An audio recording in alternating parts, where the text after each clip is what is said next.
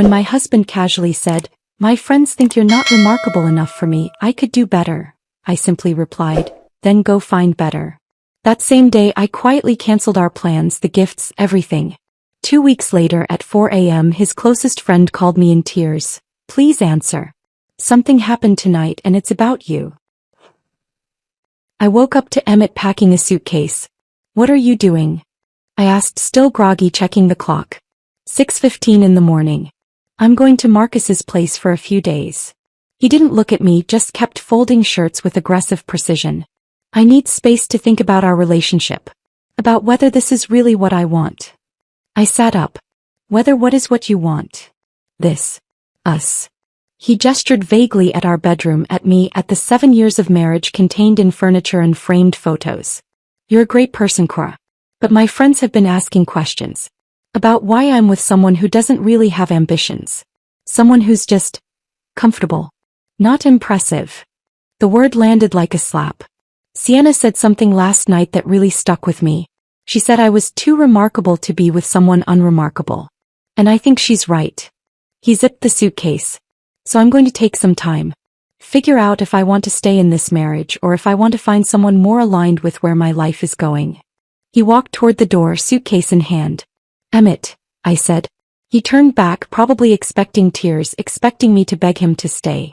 "Before you go, I need to tell you something about my work. About what I've actually been doing for the last 3 years while you thought I was just comfortable and unremarkable." He set down the suitcase, annoyed. "Cora, this really isn't the time. My company was just acquired for $21 million. My share is $12.7 million. I said it calmly, clearly, watching his face process information that didn't fit his narrative. "So yes, take your time at Marcus's place. Think about whether you want to find someone more impressive. And while you're doing that, I'll be planning something special for your birthday. Don't worry, you and all your friends are invited." His mouth opened. Nothing came out. "Oh, and Emmett? The apartment lease is in my name. So take all the time you need. Just not here." The silence that followed was the most satisfying sound I'd heard in 7 years. He stood frozen in the doorway, suitcase handle gripped in one hand, his brain visibly trying to process what I'd just said. I could see the calculations happening behind his eyes. 12.7 million, company acquisition, 3 years. Trying to reconcile the numbers with the woman he thought he knew. "You're lying," he said finally. His voice was flat, defensive. "You don't have a company. You do freelance consulting from the apartment." "I do crisis management consulting," I corrected. "For tech companies. Data breaches, PR nightmares, executive scandals. The kind of disasters other firms won't touch." I reached for my phone on the nightstand, pulled up my email, turned the screen toward him. "This is from Catalyst Ventures. The acquisition closed yesterday. Would you like to read the wire transfer confirmation?" He didn't move. Didn't reach for the phone. Just stared at me like I'd suddenly started speaking a language he didn't understand. "My business partner's name is Maya Chin.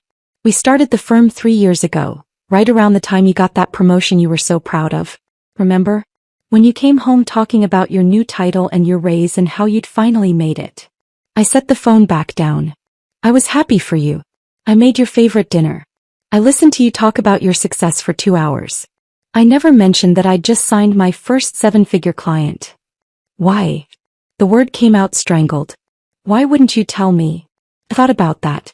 Really thought about it. Because you were so proud of being the successful one," I said finally. "The breadwinner. The remarkable husband with the supportive wife.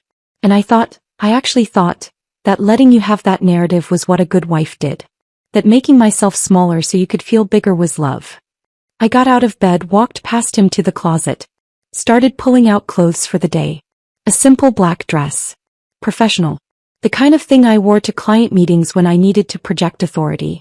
"I supported you for 2 years after you finished grad school," I said, keeping my voice level. "While you were interning at firms that paid nothing. I paid our rent.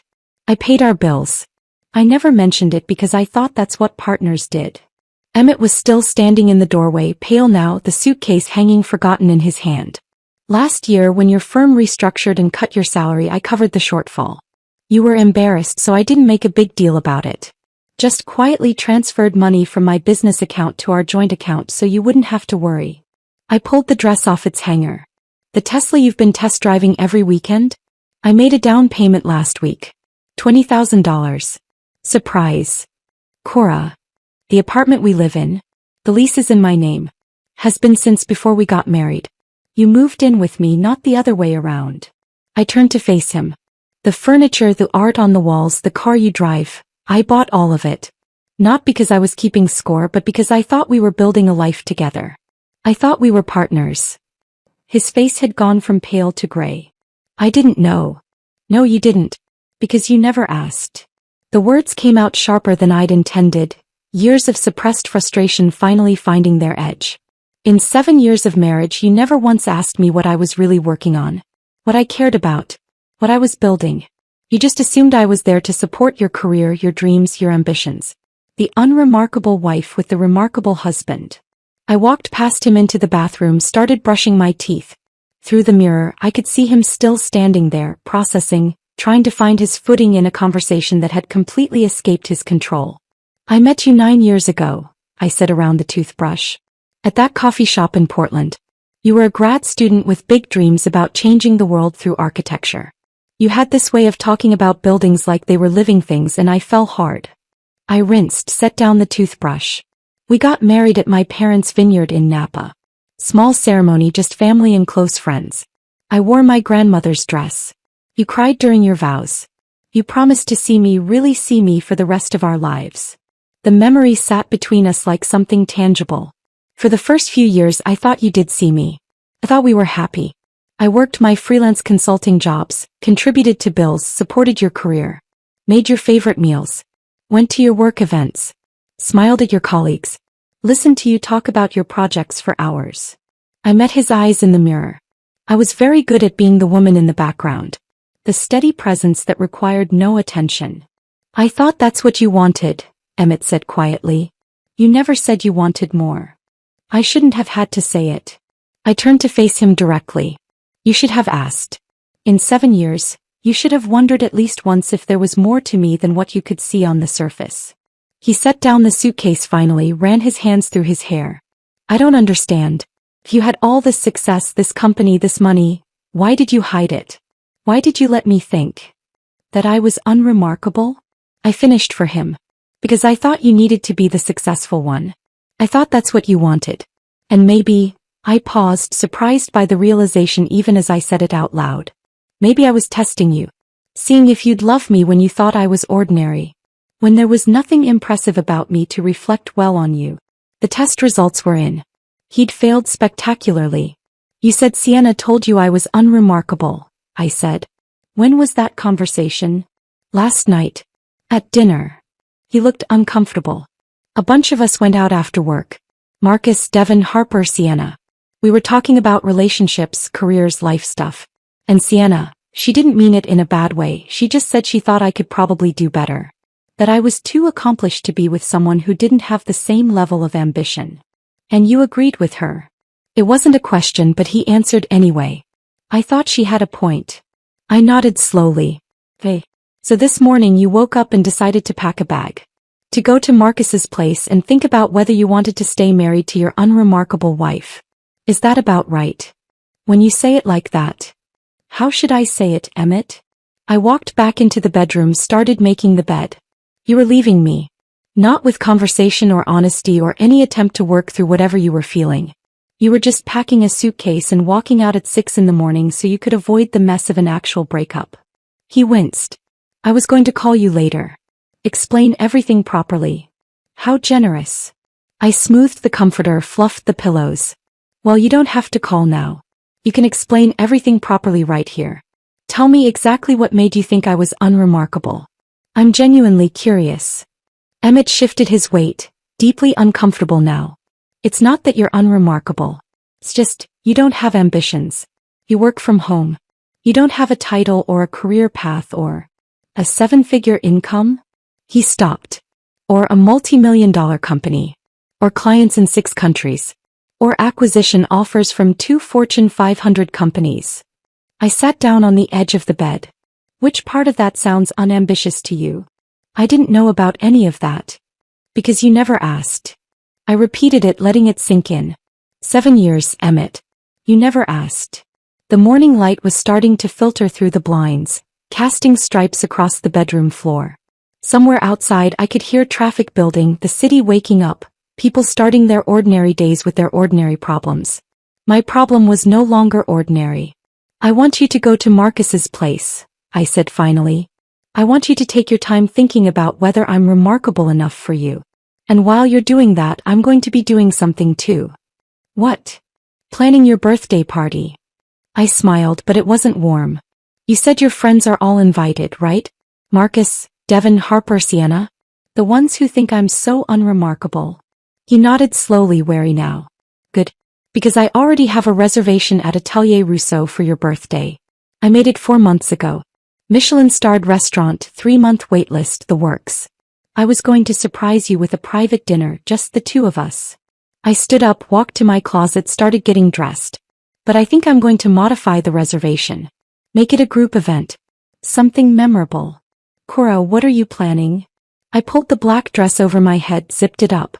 "I'm planning to give you and your friends exactly what you want. The truth about who I really am. No more hiding. No more being unremarkable." I grabbed my laptop bag from the desk, my car keys from the dresser. "The apartment lease is in my name, like I said. So take your suitcase and go to Marcus's place. Take a week. Take 2 weeks. Take however long you need to decide if you want to find someone more impressive than me." I walked to the bedroom door, then paused and looked back at him. "But Emmett, don't miss your birthday dinner. I promise, it's going to be unforgettable." I drove to Maya's apartment in the Mission District, arriving just after 7:30. She lived on the 3rd floor of a converted Victorian, the kind of place with original hardwood floors and bay windows that caught the morning light. I'd barely knocked when she opened the door, already dressed, coffee already made. "Tell me everything," she said, pulling me inside. I collapsed onto her couch and did. The suitcase.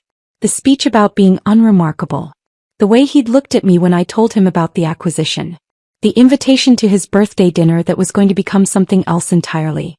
Maya listened without interrupting, her expression shifting from shock to anger to something that looked almost like vindication.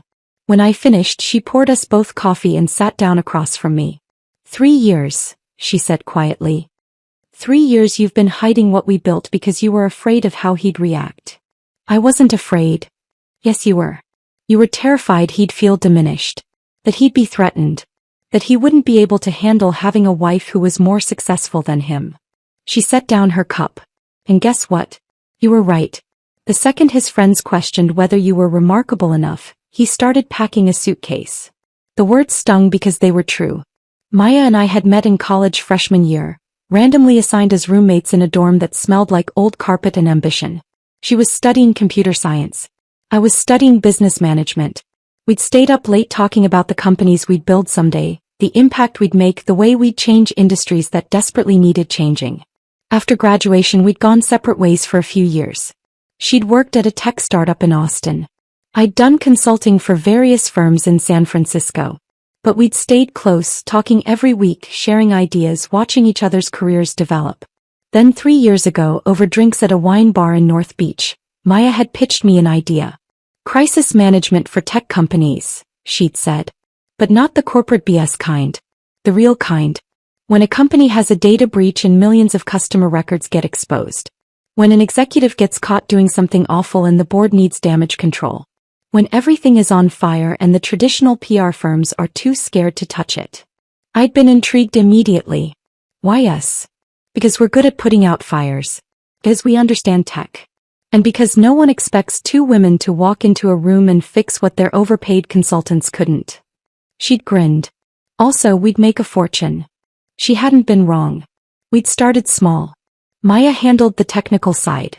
Understanding the systems, the breaches, the vulnerabilities. I handled the people side, the executives, the boards, the carefully crafted statements that acknowledged problems without creating legal liability. Our first client had been a mid-size fintech company that had exposed 3 million users' financial data through a coding error. They'd hired us out of desperation after 2 other firms had turned them down. We'd fixed it in 6 weeks. Contained the PR damage. Implemented new security protocols. Turned a catastrophe into a case study in responsible crisis response. Word spread fast in the insular world of tech executives. By the end of year 1, we'd billed $800,000. By the end of year 2, $2.3 million. Last year, $4.2 million. We were expensive. We were discreet. And we were devastatingly effective at saving reputations and careers when everything was falling apart. 6 months ago, 2 Fortune 500 companies had approached us about acquisition. They wanted our methods, our client list, our expertise. But most of all, they wanted us. The offers had been staggering. The kind of numbers that made my accountant develop a nervous tic when he showed me the projections. But both offers came with the same condition. We had to go public. Our LLC structure had kept our names hidden, offering anonymity to clients who valued discretion above everything else. But if we wanted 8-figure payouts, we needed to become the public faces of what we'd built. I'd hesitated. For months, I'd told Maya I needed more time, that I wasn't ready, that going public would complicate things at home. The truth was simpler and more pathetic. I was afraid of how Emmett would react. I should have told him years ago, I said now, staring into my coffee. When we first started making real money. When we landed our first 7-figure client. I should have just been honest. Why weren't you? Maya asked gently. I thought about that. Really thought about it. Because he was so proud of being the successful one. The breadwinner. Every time we went to a party or a work event, he'd introduce me as his wife who does some freelance consulting, and then he'd spend 20 minutes talking about his latest architectural project. And I'd stand there smiling, nodding, playing the supportive wife. I set down my cup. I told myself I was being kind, letting him have the spotlight, not making it a competition. But it wasn't kindness, Maya said. It was enabling. I know that now. She pulled out her laptop, opened it on the coffee table between us. Hey. So here's where we are. Catalyst Ventures is ready to close the deal. $21 million for 60% of the company. Your share after splitting, $12.7 million. Mine the same. We stay on as executive partners, full control of operations, 5-year commitment. The number still didn't feel real. The press release is drafted, Maya continued.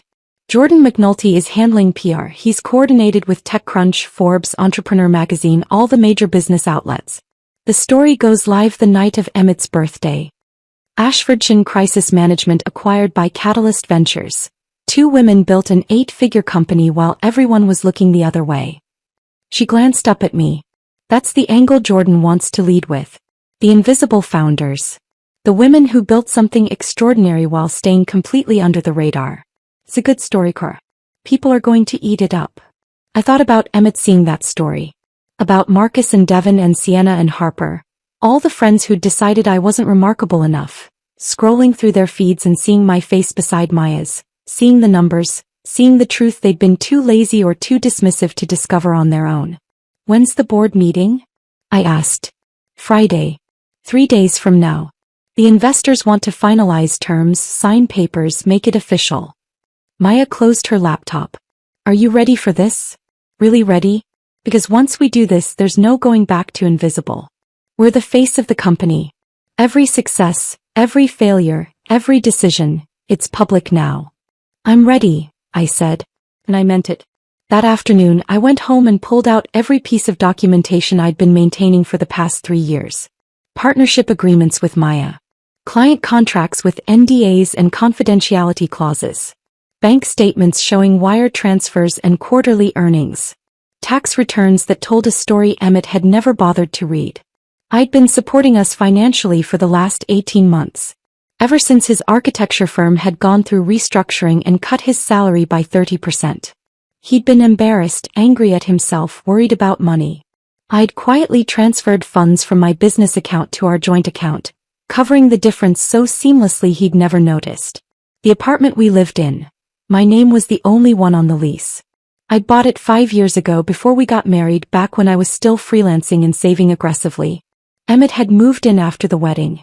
We'd never bothered changing the paperwork. The furniture, the art on the walls, the expensive coffee maker he used every morning. I'd bought all of it. Not because I was keeping score, but because I'd had the money and he'd had student loans he was still paying down. The car he drove. The laptop he used for work.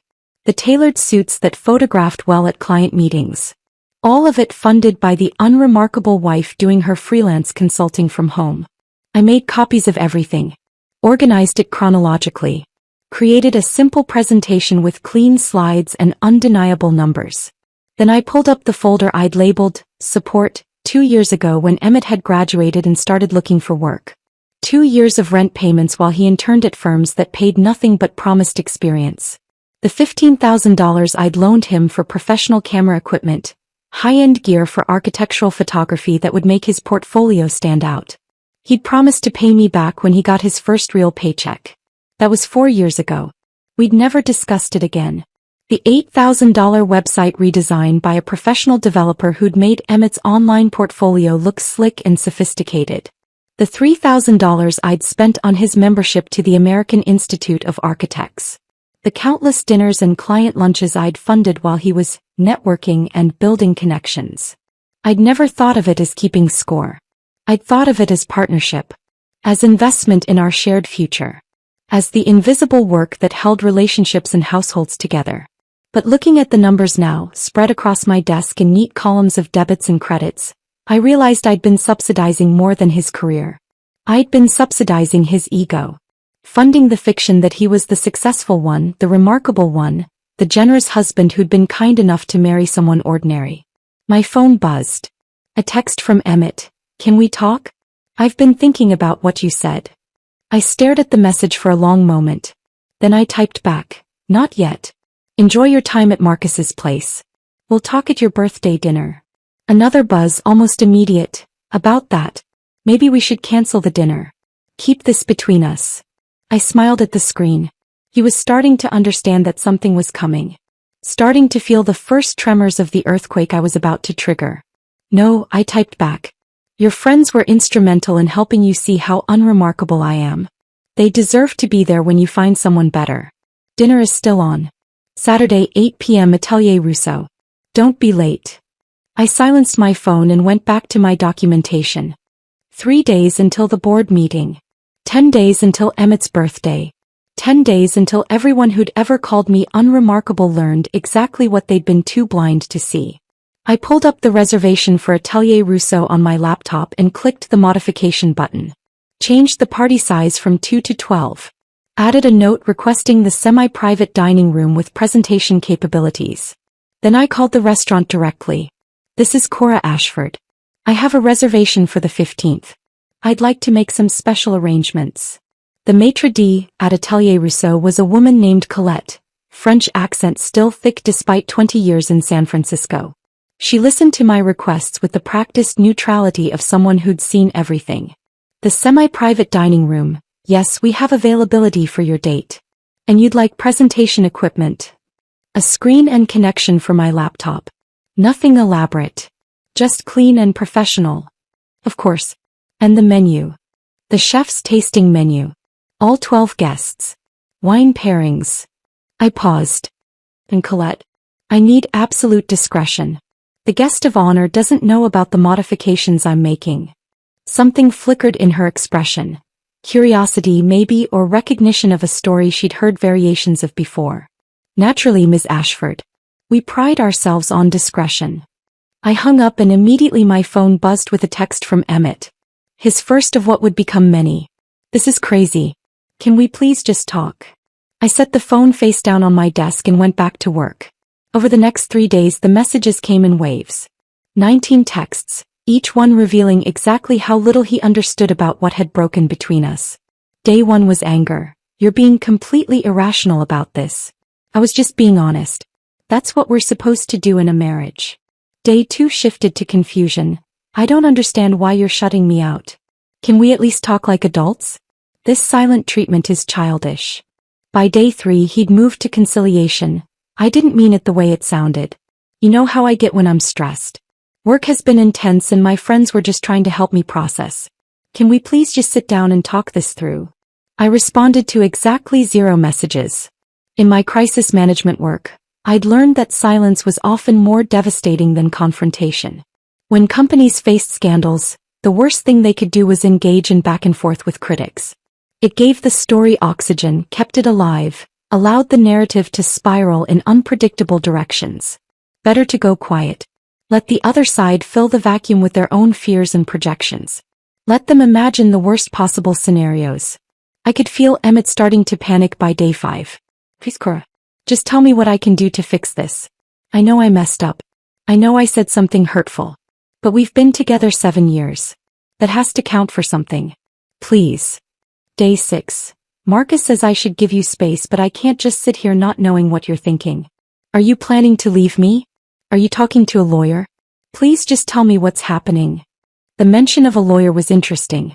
He was starting to understand this wasn't a fight. This was something else. Day 7. I drove by the apartment today. Your car was there, but you didn't answer when I knocked. I know you're home. I know you can hear me. This isn't fair, Cora. You can't just shut me out like this. Actually, I could. The apartment was mine. The lease was in my name. He had no legal right to be there, and I'd already changed the locks. A precaution Helen Voss had recommended during our first meeting. I'd met Helen on day 4, in her glass-walled office on the 42nd floor of a building in the financial district. Maya had recommended her with 7 words. She protects women's assets. She's ruthless. Helen was in her 60s, silver hair cut in a sharp bob, wearing a suit that probably cost more than most people's monthly rent. She had the kind of face that had seen every variation of human betrayal and wasn't impressed by any of it anymore. I'd brought copies of everything. The apartment lease, bank statements, tax returns, the paper trail of financial support I'd provided throughout our marriage. Helen spread the documents across her massive desk and studied them with the focus of a surgeon examining X-rays. This is unusual, she said after several minutes of silence. Usually, I'm helping women prove their non-financial contributions. Childcare, household management, emotional labor. Trying to argue that those things have value even if they don't show up in a bank account. She looked up at me. You're in the opposite position. You've been the breadwinner and he doesn't even know it. He knows now, I said. I told him the morning he was leaving. How did he react? Shock. Disbelief. He accused me of lying at first. Helen nodded, unsurprised. They usually do. Men like your husband build their identity around being providers. When that narrative collapses, they don't handle it well. She pulled out a legal pad and started making notes. California is a community property state. Anything acquired during the marriage is presumed to be jointly owned. But there are exceptions. She walked me through the specifics. The apartment was mine, acquired before marriage, lease never changed. That was separate property. My business was trickier. Maya and I had started it during my marriage, which meant Emmett could potentially claim a portion of its value. But, Helen said, tapping her pen against the pad, if you can demonstrate that you built the business with your own labor and capital, and that he made no contributions to its success, you have a strong argument for keeping it separate. Do you have documentation of how you funded the startup costs? Everything came from my personal savings. From before we were married. Good. And did he ever contribute financially to the business? Invest money? Provide loans? No. He didn't even know it existed until 4 days ago. Helen allowed herself a small smile. Even better. What about his career? Did you support him financially while he was building his? I told her about the 2 years of rent payments, the equipment loan, the website design, the professional memberships and networking events. Document all of it, Helen said. Dates, amounts, any written communication about repayment. In California, when one spouse supports the other's education or career development, that can be considered a separate contribution that offsets community property claims. She drew up preliminary separation papers, advised me on asset protection, explained how to separate our bank accounts without triggering suspicion. Are you sure you want to do this? Helen asked as I was leaving. 7 years is a long time. People say things they don't mean when they're stressed or influenced by friends. Sometimes marriage counseling can. 7 years of being invisible is long enough, I said. Helen studied me for a moment, then nodded. All right. I'll have the papers ready by early next week. But Ms. Ashford, once you file, there's no putting this back in the box. Make sure this is really what you want. I thought about Emmett's suitcase. About the casual cruelty of being called unremarkable. About 7 years of making myself smaller so he could feel bigger. It's what I want, I said. On day 8, I met with Jordan McNulty at a cafe in the Mission. He was already there when I arrived, sitting at a corner table with his laptop open and 2 coffees waiting. Jordan was in his early 40s, perpetually dressed like he'd just come from a meeting with important people, which he usually had. He'd built his career managing product launches for tech companies, the kind of careful narrative construction that turns software releases into cultural moments. "You're finally doing it," he said when I sat down. "Going public with what you've built." I explained the situation. The marriage ending. The acquisition closing in less than 2 weeks. The birthday dinner I was planning for Emmett and his friends. Jordan listened without interrupting, his expression shifting from surprise to something that looked almost like admiration. "This is delicate," he said when I finished. "We can't make it look like you're announcing the acquisition to humiliate your husband. It has to be about the business. About you and Maya stepping into your power. The personal stuff, the marriage, the birthday dinner, that stays personal." "I'm not trying to humiliate him," I said. "I'm just done hiding." "I know. But the press won't see it that way if we're not careful. They'll make it about revenge, about a bitter wife getting back at her husband. That's not the story we want." He pulled up a draft press release on his laptop. Ashfordshire Crisis Management acquired by Catalyst Ventures. 2 women built an 8-figure company while everyone was looking the other way. "We lead with the business achievement. The innovation.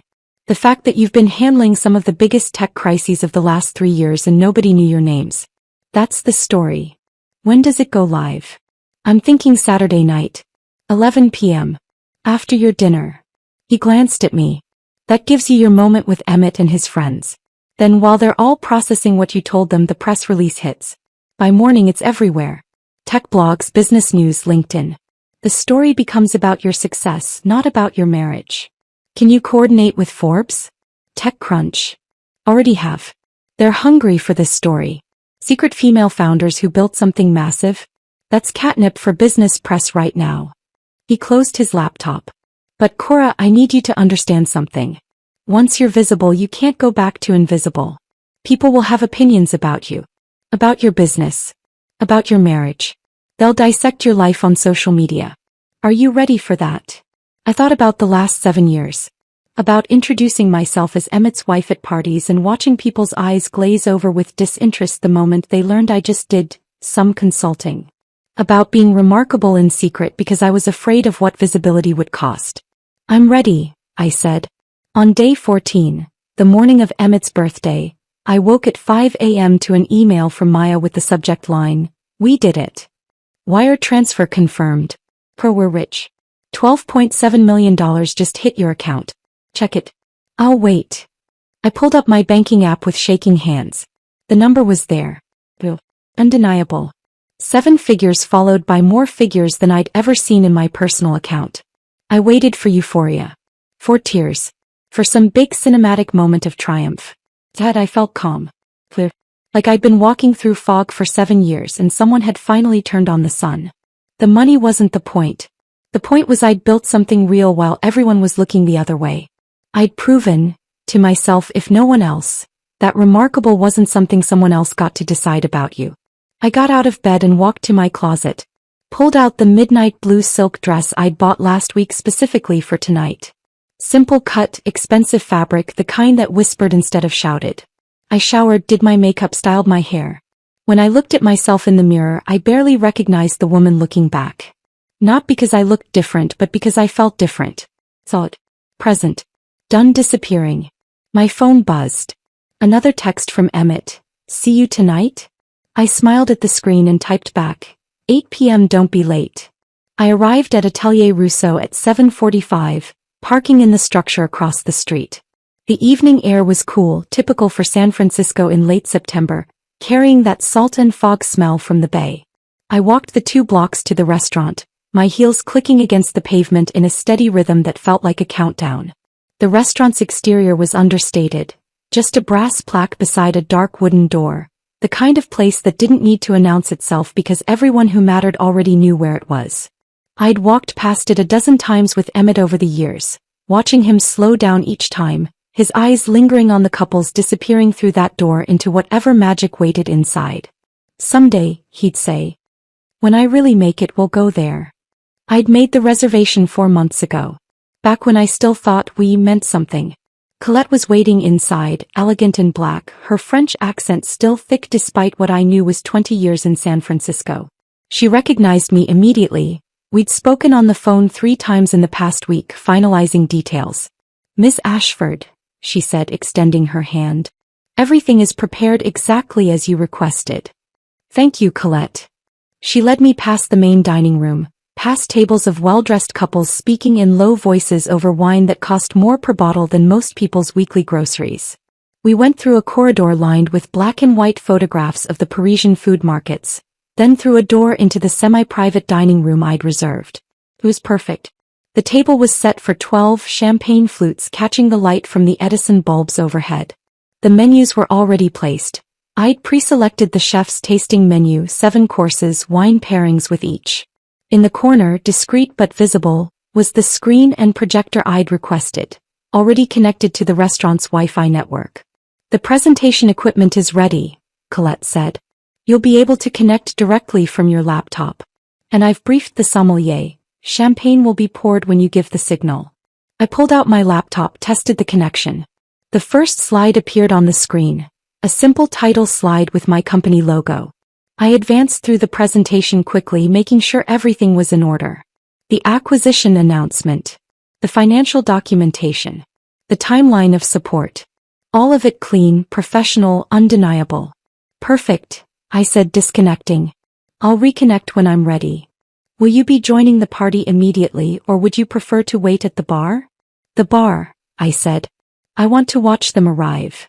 Colette led me back to the main room and settled me at the far end of the bar, positioned so I could see the entrance and the corridor leading to the private dining room. She placed a glass of sparkling water in front of me without asking. "For clarity," she said quietly, and I appreciated her understanding. I needed to be clear tonight. Present for every moment of what was about to happen. The first guests arrived at 7:53.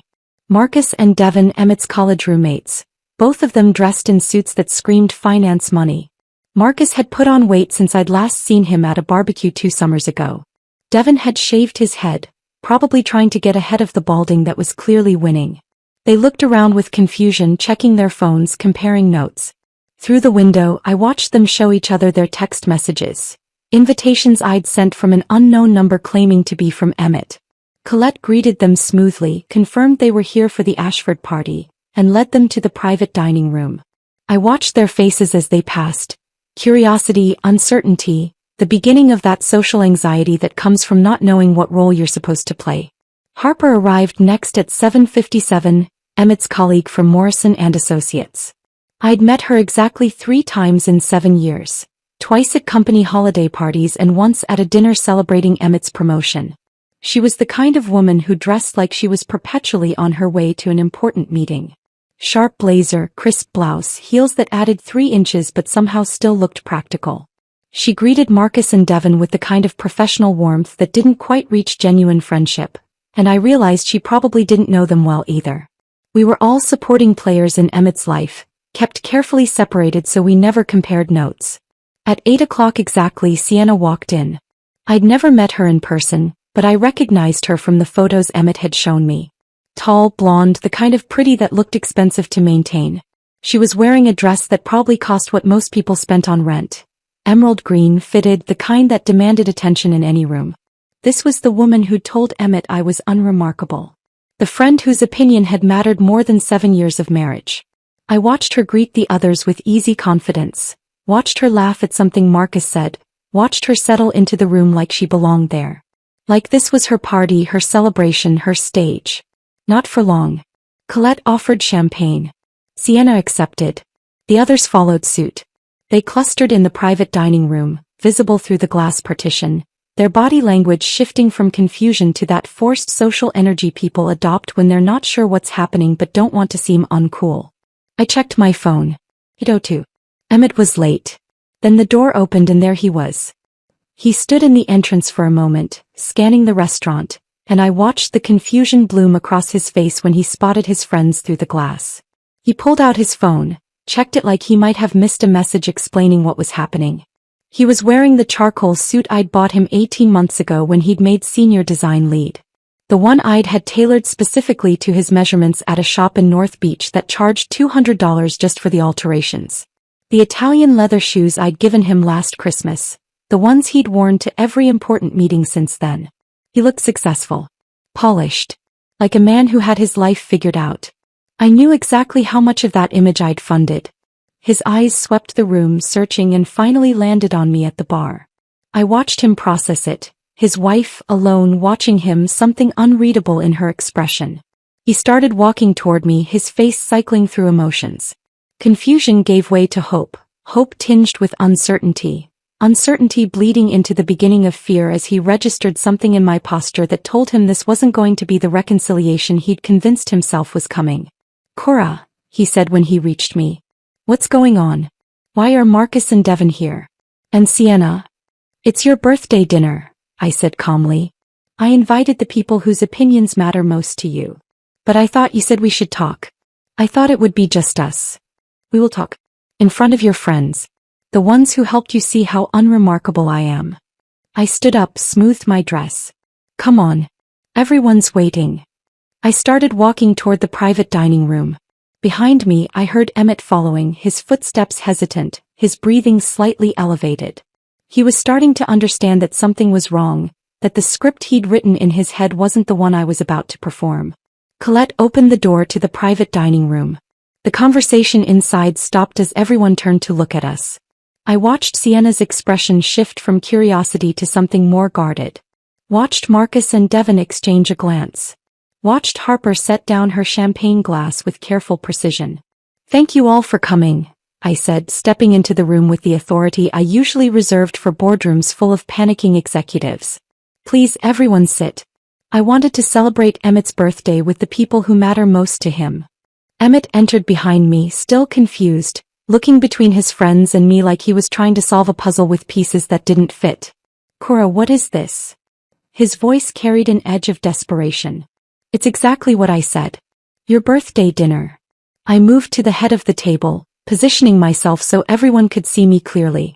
"2 weeks ago, you told me your friends think I'm not remarkable enough for you. That you could do better.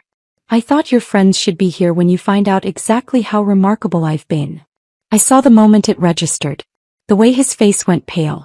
The way his hands clenched at his sides. Sienna shifted uncomfortably in her seat. Marcus wouldn't meet my eyes. Devin suddenly became very interested in the menu in front of him. Only Harper looked directly at me, her expression unreadable, like she was watching a play and wasn't sure yet whether it was tragedy or comedy.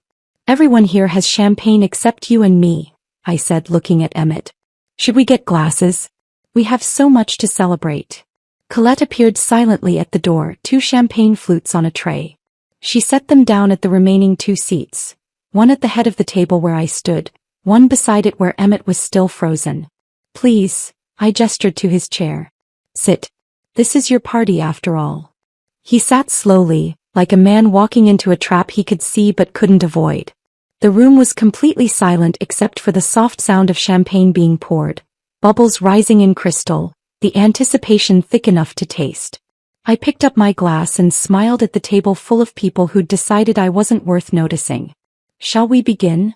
The sommelier moved around the table with practiced efficiency, filling 12 champagne flutes with golden liquid that caught the light like promises about to be broken. I stood at the head of the table, perfectly still, watching bubbles rise in crystal while Emmett remained frozen halfway between standing and sitting, his confusion hardening into something closer to dread.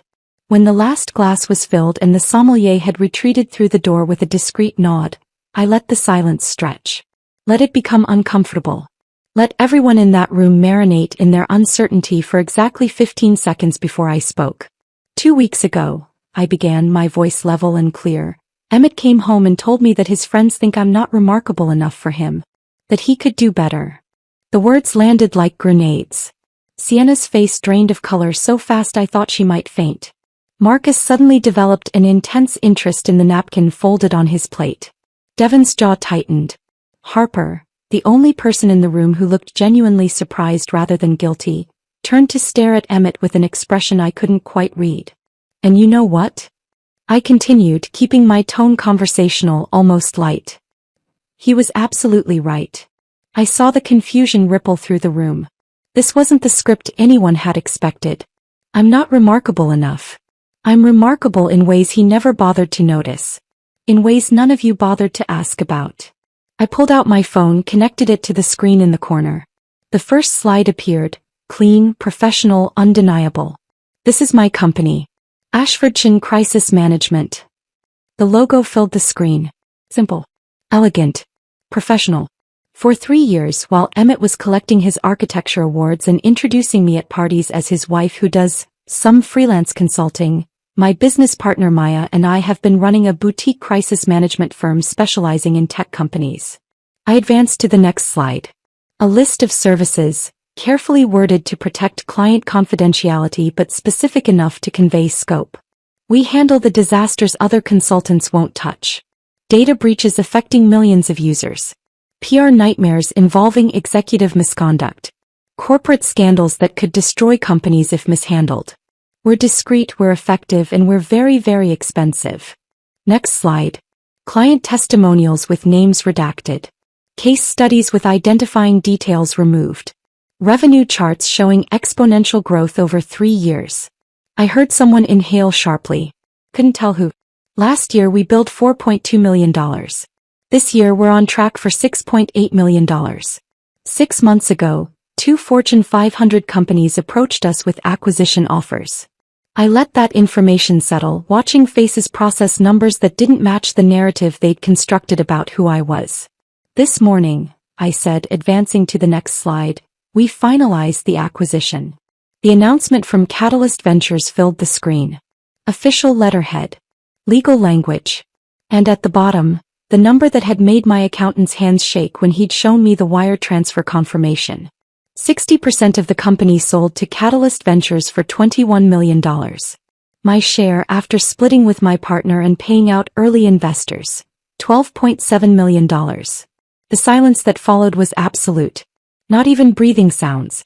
Just 12 people frozen in place, champagne glasses suspended, brains trying to reconcile the woman standing in front of them with the one they'd dismissed as unremarkable. I let them sit with it. Let the number echo in the quiet space. Then I advanced to the next slide. But let me show you something else. Because the remarkable thing isn't just what I built. It's what I built while everyone assumed I was building nothing. Bank statements appeared on the screen. My account and our joint account, side by side, showing monthly transfers for the last 18 months. These are the deposits I made to cover our household expenses after Emmett's firm restructured and cut his salary by 30%. He was embarrassed about the pay cut, so I quietly transferred money from my business account to our joint account. Enough to cover the shortfall so he wouldn't have to worry. Emmett made a sound, something between a gasp and a groan. I didn't look at him. Kept my eyes on the screen, on the evidence that couldn't be argued with. Next slide. Rent receipts from 5 and 6 years ago. These are from the 2 years after Emmett finished grad school. While he was interning at architecture firms that paid nothing but promised experience, I paid our rent. Both of us. For 24 months. Next slide. A bank transfer for $15,000. This is the loan I gave Emmett for professional camera equipment. High-end gear for architectural photography to make his portfolio stand out. The loan agreement said he'd repay it when he got his first real paycheck. That was 4 years ago. We never discussed it again. I could feel Emmett staring at me, could sense the weight of his gaze, but I kept my focus forward. Next slide. An invoice from a web development company. $8,000 for a professional website redesign. His portfolio site, the one that helped him land his job at Morrison & Associates. Next slide. Another invoice. $3,000 for his membership in the American Institute of Architects. Professional development courses. Networking events. Materials for presentations. Slide after slide. A paper trail of support that had been invisible because I'd never demanded recognition for it. Never mentioned it. Never held it over him. The receipts added up in real time on the screen. Dinners I'd paid for while he was networking. The car insurance I'd covered. The 1,000 small expenses that accumulate when you're building a life with someone and one person is quietly carrying more weight than the other realizes. I never thought of this as keeping score, I said quietly. I thought of it as partnership, as love, as the invisible work that holds households together. I finally looked at Emmett. His face was gray, his hands gripping the edge of the table like he needed something solid to hold on to. But looking at these numbers now, I realize what I was actually doing. I was subsidizing your ego. Funding the fiction that you were the successful one, the breadwinner, the remarkable husband generous enough to marry someone ordinary. I turned to face the whole table. And all of you helped maintain that fiction. Because it was easier to assume I was unremarkable than to ask what I actually did. Easier to judge me for not having an impressive job title than to wonder if maybe I was building something you couldn't see. Sienna was crying silently, tears running down her face unchecked. Marcus had his head in his hands. Devin was staring at the table like he wanted it to swallow him. Harper was still looking at Emmett with that unreadable expression. Something between disappointment and disgust. The apartment we live in, I continued, the lease is in my name. Has been since before we married. Emmett moved in with me, not the other way around. The furniture, the art, the car he drives, I bought all of it. Not because I was keeping score but because I had the money and he had student loans he was paying down. I disconnected my phone from the screen. The slides disappeared, leaving just a blank white rectangle that somehow felt louder than the images had been. I kept all of this quiet because I thought that's what a good wife did. I thought being remarkable meant being invisible. I thought love meant making myself smaller so my partner could feel bigger. I picked up my champagne glass. The weight of it felt significant, ceremonial. I was wrong about all of that. And Emmett, you were wrong too. Not about me being unremarkable, you were wrong about what remarkable looks like. I raised the glass, watching the light catch in the liquid, creating tiny prisms that scattered across the white tablecloth. I paid for this dinner. Every course, every wine pairing, every moment of this evening. Consider it a birthday gift and a severance package. You all get to enjoy a $400 per person tasting menu courtesy of the unremarkable wife who apparently wasn't worth keeping. I looked at each of them in turn. Sienna with her tears. Marcus with his shame. Devin with his silence. Harper with her judgment. And finally Emmett, who looked like a man watching his entire self-concept collapse in real time. To finding better, I said, my voice steady, clear, final. May you all eventually learn the difference between what's remarkable and what's just visible. I drank. The champagne was excellent. Crisp, complex, expensive. Everything this moment required. I set down the glass with a soft clink that somehow sounded like an ending.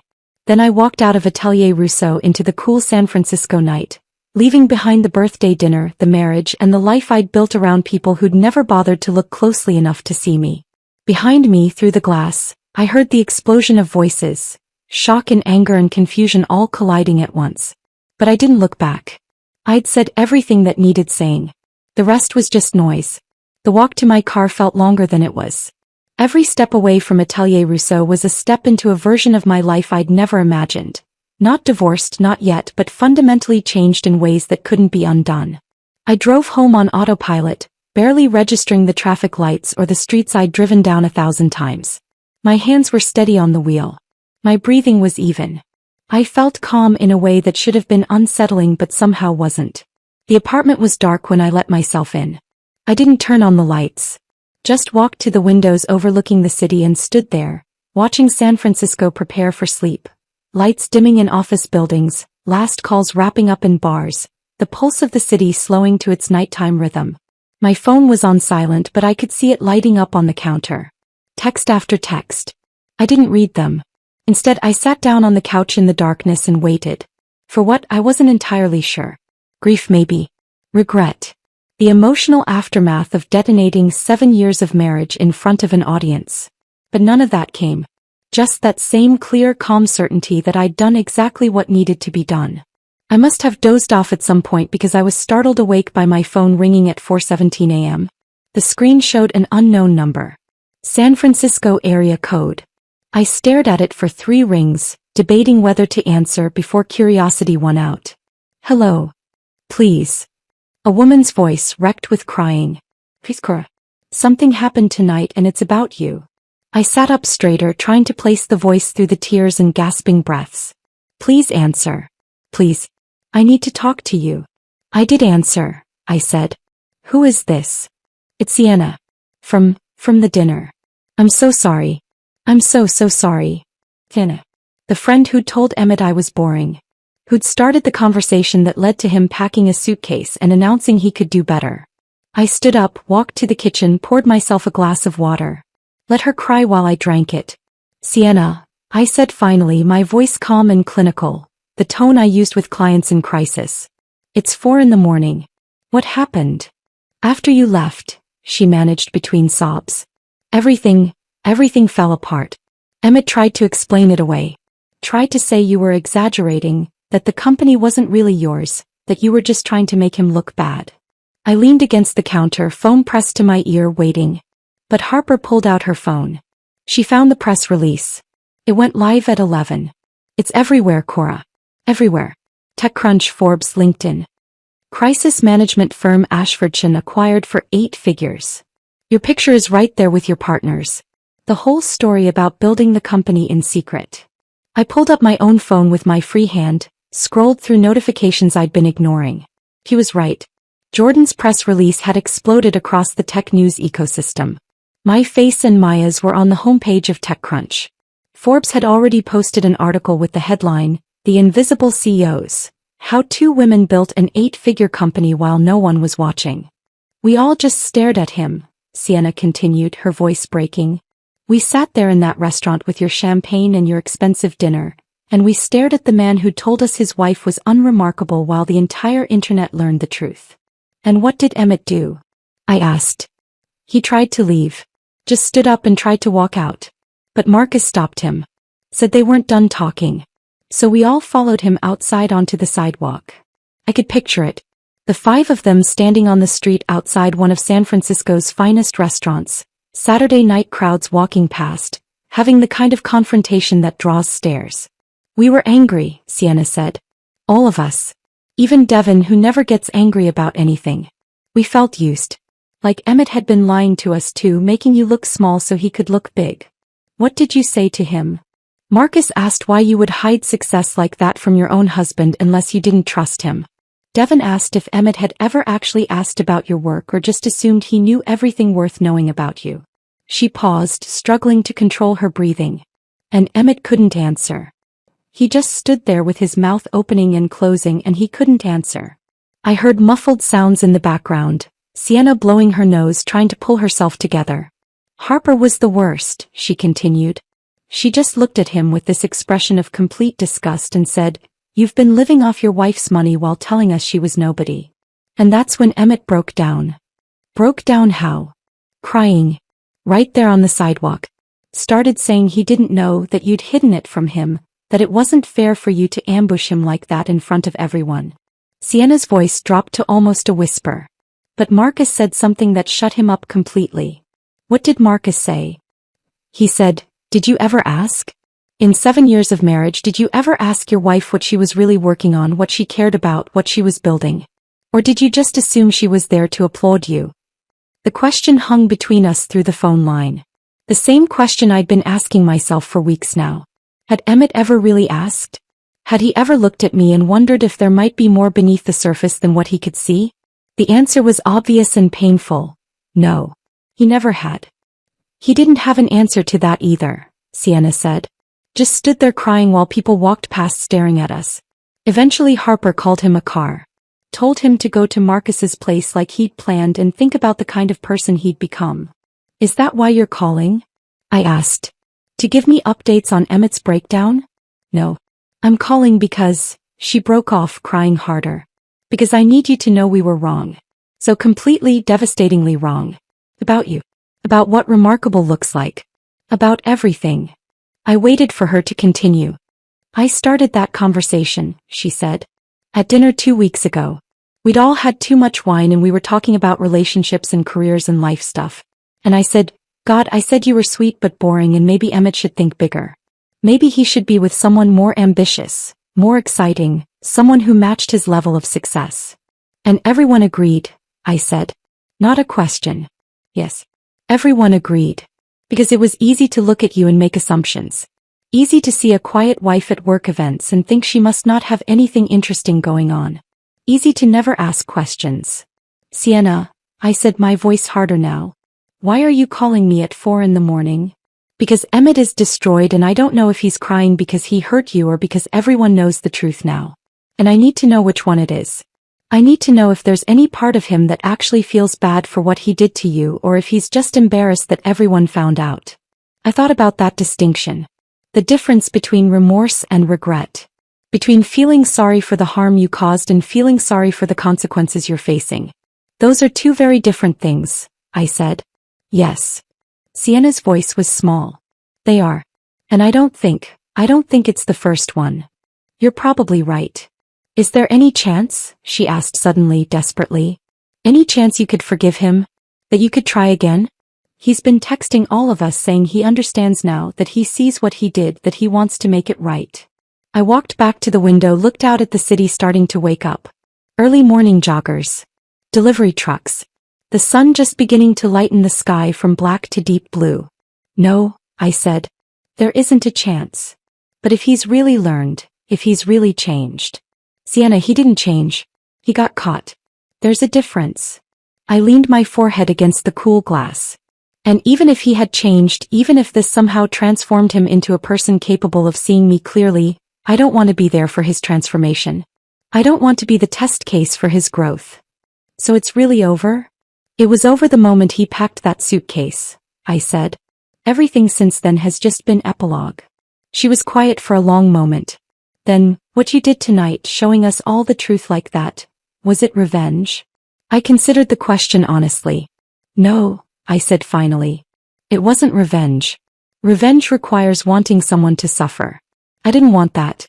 I just wanted people to stop living in the comfortable fiction Emmett had built.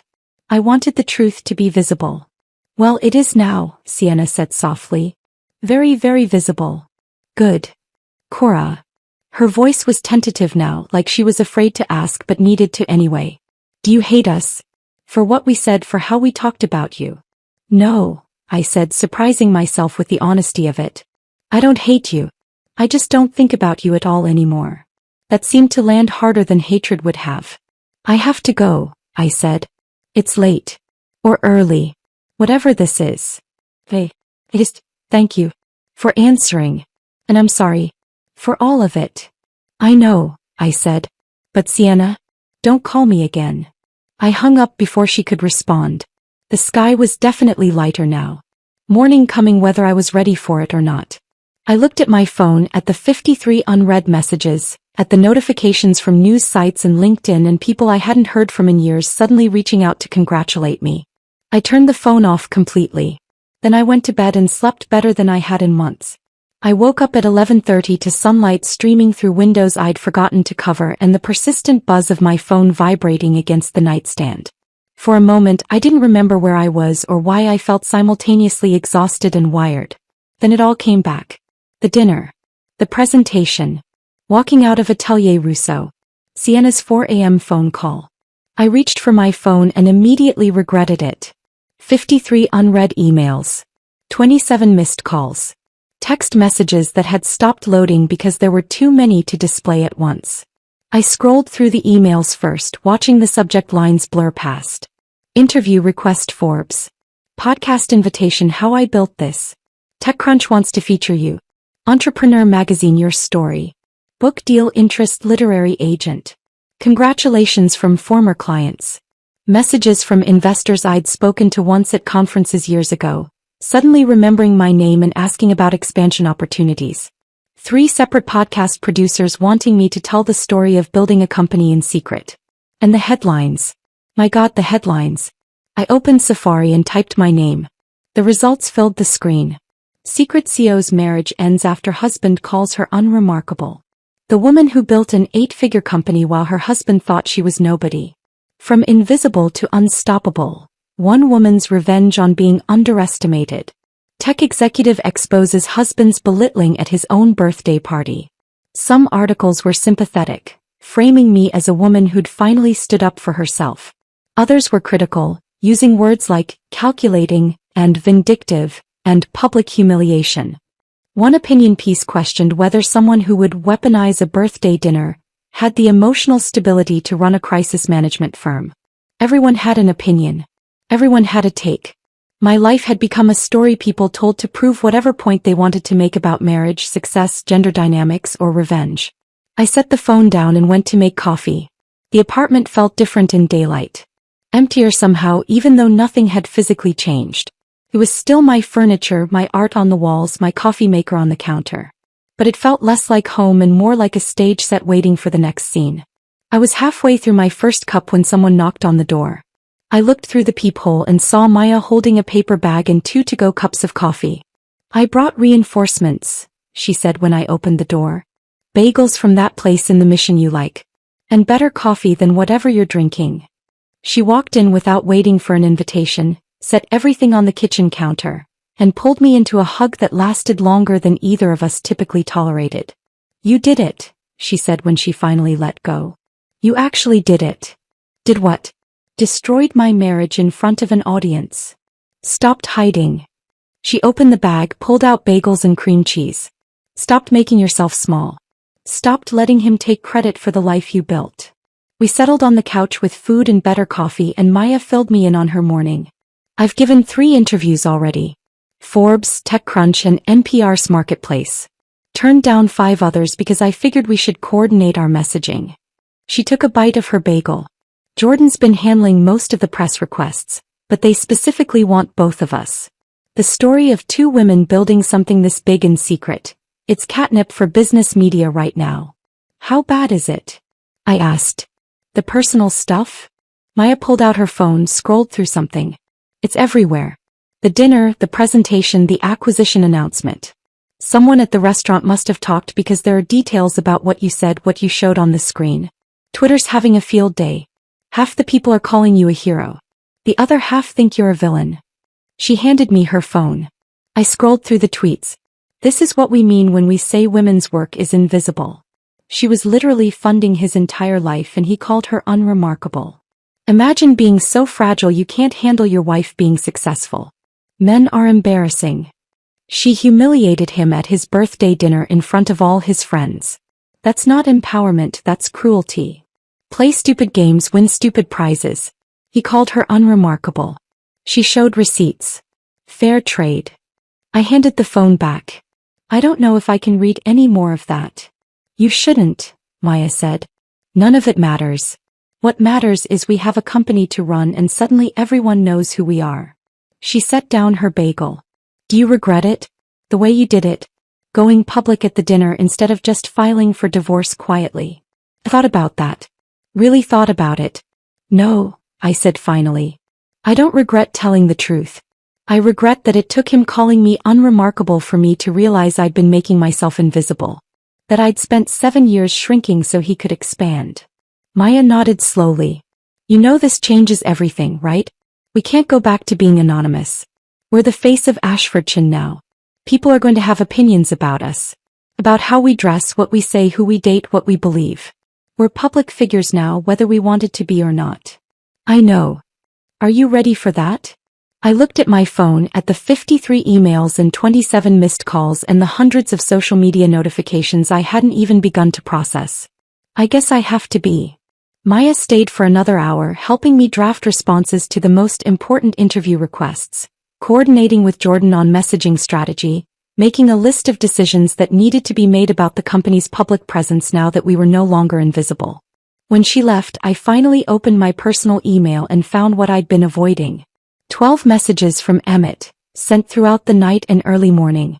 I read them in chronological order, watching the progression like a time-lapse of someone's self-concept collapsing. 11:47 p.m. What the hell was that? You humiliated me in front of everyone I know. How could you do this?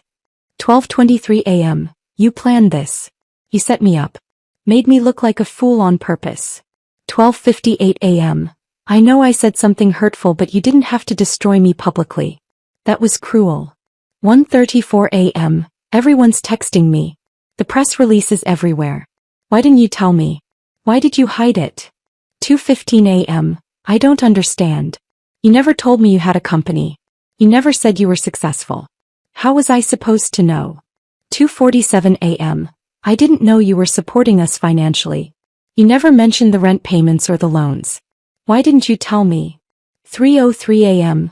Marcus asked if I ever asked about your work. If I ever wondered what you were building. And I couldn't answer him. 3:33 a.m. I see it now. I see what I did. How I never asked. How I never looked. How I made you small because I needed to feel big. I don't know if you'll ever read this, but I'm sorry. Not for getting caught. For what I did to you every day for 7 years. The last message was different from the others. Less defensive. More raw. Like he'd finally stopped trying to manage the situation and started actually thinking about what he'd done. I read it twice, looking for manipulation for the careful word choice of someone trying to produce a specific response. Found only exhaustion and something that might have been genuine understanding.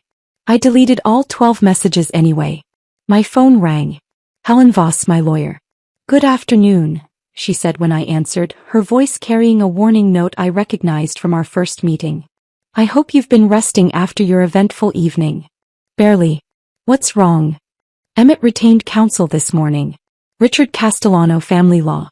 He's expensive and aggressive, and he called me an hour ago asking about our intentions regarding separation. My stomach dropped. Already? He moves fast. That's part of why he's expensive. I heard papers rustling on her end. I told him you're prepared to file for dissolution, that you're seeking no community property claims given that the apartment and business assets are clearly separate property. But Cora, you need to prepare yourself for what's coming. What's coming? Richard is going to argue that Emmett deserves compensation for supporting your career during the early years of your marriage. He's going to paint a picture of a devoted husband who sacrificed his own advancement to support his wife's ambitions, who's now being discarded the moment she achieved success. I almost laughed. He supported my career? I paid our rent for 2 years while he was unemployed. I know. And we have documentation proving that. But Richard is very good at crafting narratives that judges find compelling. He'll argue that emotional support, networking assistance, household management, all of it constitutes contribution to your success.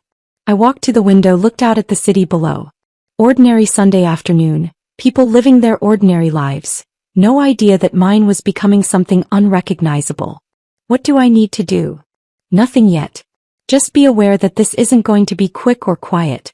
Richard will fight for a settlement. He'll probably leak things to the press to pressure you. He'll make this as public and painful as possible if he thinks it'll get you to pay out. Let him try, I said. I have 7 years of documentation. Bank statements. Loan agreements. Receipts for every dollar I spent supporting Emmett's career while he was telling people I was unremarkable. If Richard wants to make this public, we'll make it very public. Helen was quiet for a moment. That's a dangerous game, Cora.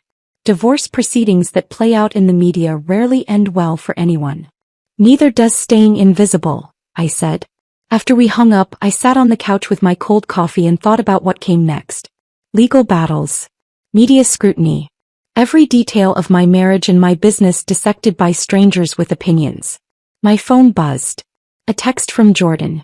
CNN wants you for an interview tomorrow. Morning segment. Are you ready for television? I looked at my reflection in the darkened TV screen across the room. Messy hair. No makeup. Wearing yesterday's clothes that I'd fallen asleep in. I didn't look ready for television. Didn't look ready for any of this. But ready or not, I was already in it. Yes, I typed back. Send me the details. Because if I was going to be visible, I might as well be impossible to miss. The CNN interview aired on a Tuesday morning. I watched it from the green room of a podcast studio in Oakland where I was scheduled to record next, my phone muted, coffee going cold in my hand. The host asked predictable questions about the acquisition, about building a company in secret, about what it felt like to finally step into the spotlight. I'd given careful answers, the ones Jordan and I had rehearsed, professional, measured, focused on the business rather than the personal drama everyone actually wanted to hear about. But then she'd asked the question I hadn't prepared for. Do you think your husband ever loved you? I'd paused on screen and I watched myself now in that pause, seeing something flicker across my face that I couldn't quite name.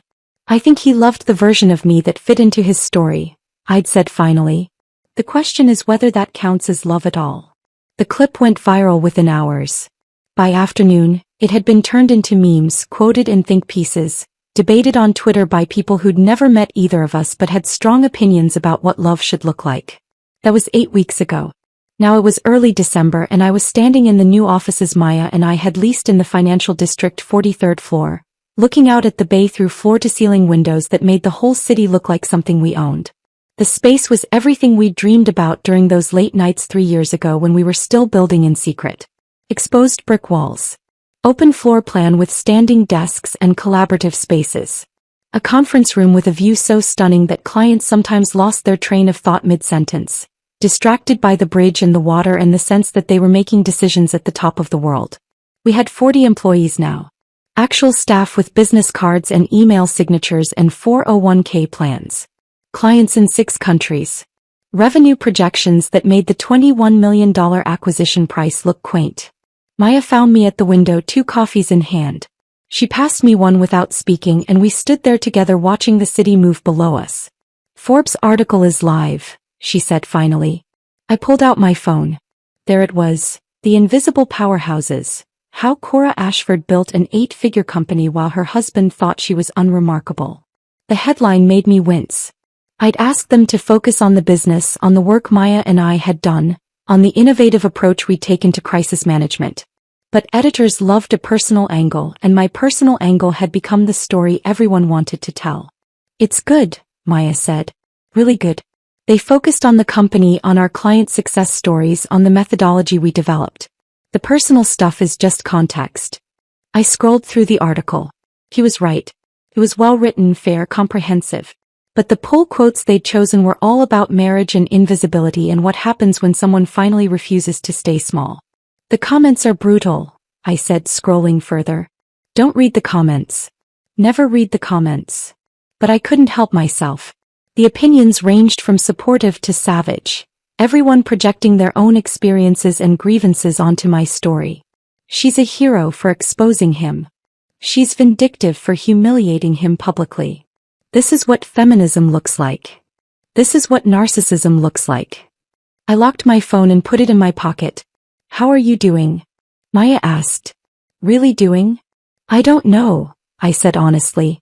Some days I feel clear and strong and certain I did the right thing. Other days I wonder if I could have handled it differently.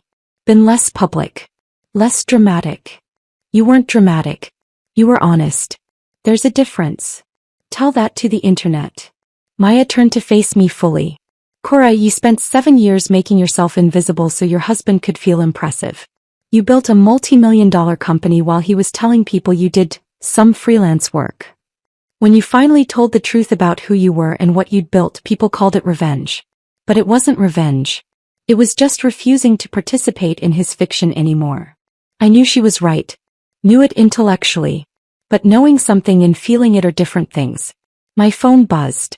An email from an address I didn't recognize but a name I did. Emmett.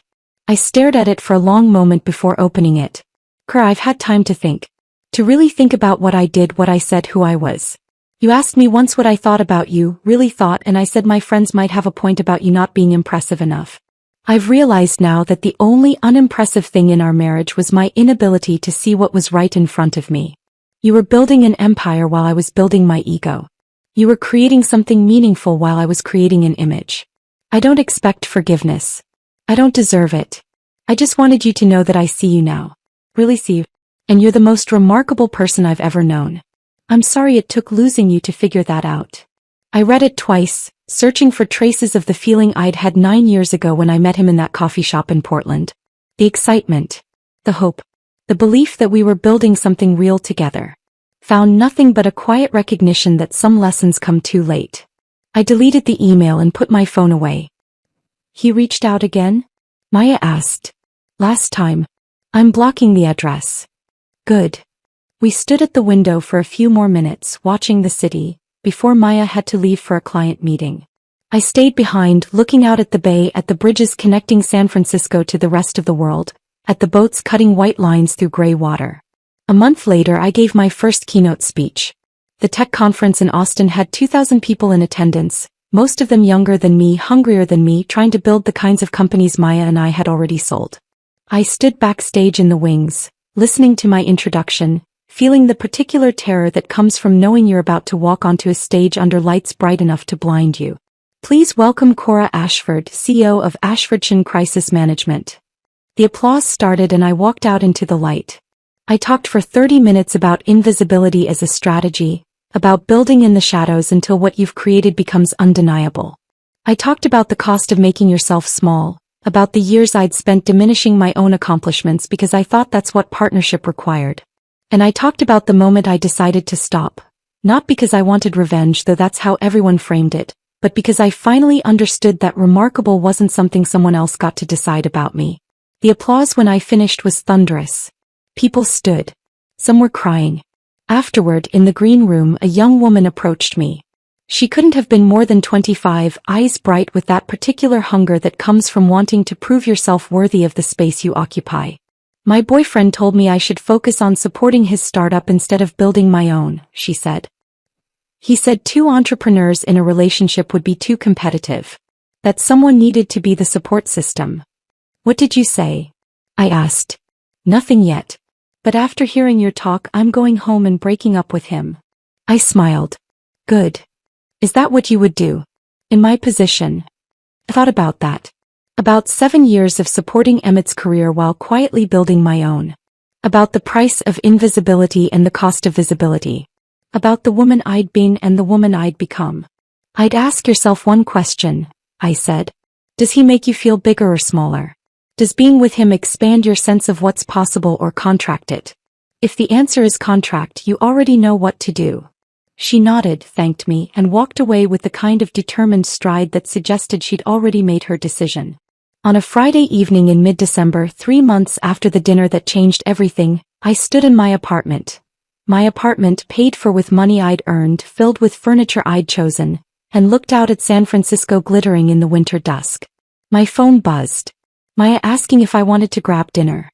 Thai place in the Mission? I typed back. See you in 30. I thought about Emmett sometimes. Wondered if he'd learned the lesson or just learned to hide his assumptions better with the next person. Wondered if he told his version of our story at dinner parties, casting himself as the victim of a vindictive woman who'd hidden her success to make him look bad. I thought about Sienna and Marcus and Devin and Harper. Whether they'd changed how they measured people or just gotten more careful about saying their judgments out loud. But mostly I thought about the woman I'd been. The one who made herself small. Who built empires in secret. Who believed love meant disappearing until there was nothing left of yourself but the reflection in someone else's eyes. And I thought about the woman I'd become. Visible. Valued. Finally taking up the space I'd earned. Emmett had called me unremarkable, and in doing so he'd given me permission to stop performing. Stop shrinking. Stop asking for permission to be exactly as extraordinary as I'd always been. I grabbed my coat and keys, locked the door behind me, and headed out into the December evening. The city was alive with lights and movement and possibility. And I was finally, undeniably, unforgettably visible. That quiet revolution, from invisible to unforgettable, turned out to be the most remarkable thing of all. If this story of reclaiming your power had you hooked from start to finish, hit that like button right now. My favorite part was when Cora revealed those bank statements at the birthday dinner, showing who really funded everything. What was your favorite moment? Drop it in the comments below. Don't miss more empowering stories like this. Subscribe and hit that notification bell so you never miss an upload.